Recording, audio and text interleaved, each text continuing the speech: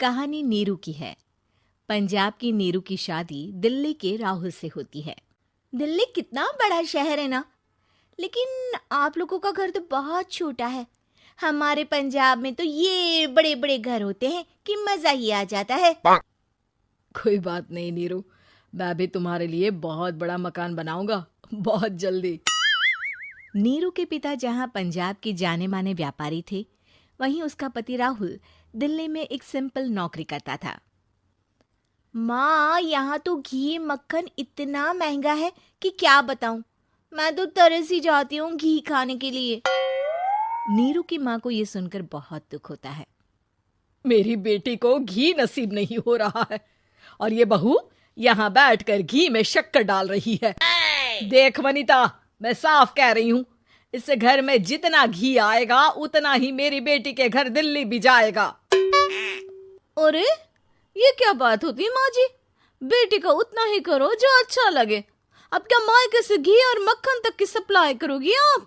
हाँ, मेरी बेटी किसी चीज को तरसे मुझसे बर्दाश्त नहीं होता। अब क्या था, नीरू के मायके में 2 किलो घी आता तो 2 किलो दिल्ली जाता नीरू के पास। एक दिन, माँ बड़ी गर्मी पड़ती है दिल्ली में। इस घर में तो एक ही एसी है और वो भी ड्राइंग रूम में। सारा परिवार एक ही कमरे में सोता है। हाँ बेटा, वो तो हर घर की कहानी है। यहाँ भी एक ही एसी है। अरे बिल इतना आता है कि क्या बोलूं। तभी वहां राकेश आ जाता है। माँ, थोड़ी देर में यहाँ कुछ प्लम्बर आएंगे मेरे कमरे में एसी लगाने। जरा ध्यान से लगवा देना ना माँ। ओए, ऐसे कैसे तेरे कमरे में एसी लगेगा? हाँ राकेश, एक बार बात तो कर लेता। अरे पापा, वो वनिता को गर्मी में नींद नहीं आती। ड्राइंग रूम में सबके साथ सोने में वो अनकंफर्टेबल है, इसलिए। अरे पूरे परिवार के साथ वहां तेरी बहन नीरू भी तो सोती है। वो नहीं हो रही क्या अनकंफर्टेबल? समझ रहा है ना? अगर एसी लगेगा तो एक दिल्ली में तेरी बहन के कमरे में भी लगेगा, तभी तू लगा सकेगा। राकेश वनिता को सारी बात बताता है। वनिता करती भी क्या, मन मार कर बैठ जाती है। माँ, ये लोग ठीक नहीं है, क्या करूं मैं?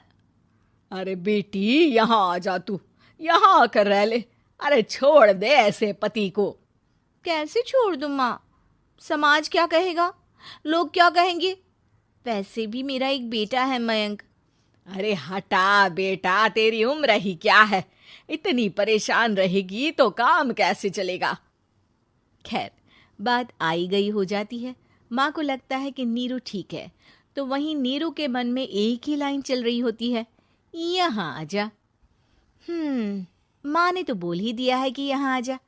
बस मयंक थोड़ा सा बड़ा हो जाए, इन गरीबों को छोड़कर मैं वापस माँ के पास ही चली जाऊंगी। वो इसी सोच में बाजार में चल रही थी कि मैम, आपका दुपट्टा जमीन को छू रहा है। नीरू जैसे ही उस लड़के की तरफ देखती है, देखती ही रह जाती है। हाय रे, कितना सुंदर लड़का है ये। अब क्या हुआ? मैंने कहा आपका दुपट्टा। तो खुद ही उठाकर दे दो ना। लड़का समझ जाता है कि नीरू उस पर फिदा हो चुकी है। वो उससे उसका नंबर लेकर चला जाता है। अब क्या था, नीरू और रोहित में लगातार बातें होने लगती है। मैं हरियाणा का रहने वाला हूँ, यहाँ एक बड़ी कंपनी का मैनेजर हूँ। अच्छा, और कितने बच्चे हैं तुम्हारे? बच्चे? अरे मेरी तो शादी भी नहीं हुई है। तुम बताओ, शादी करोगी? नीरू शर्मा जाती है।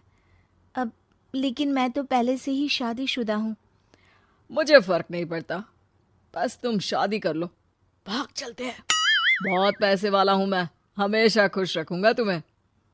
नीरू रोहित से मिलकर सारा प्लान बना लेती है और फिर एक दिन घर से भाग जाती है। दोनों शादी कर लेते हैं। शादी के बाद, क्या बात है नीरू, तुम्हें परेशान सा देखता हूँ, सब ठीक तो है ना? हाँ, सब ठीक है।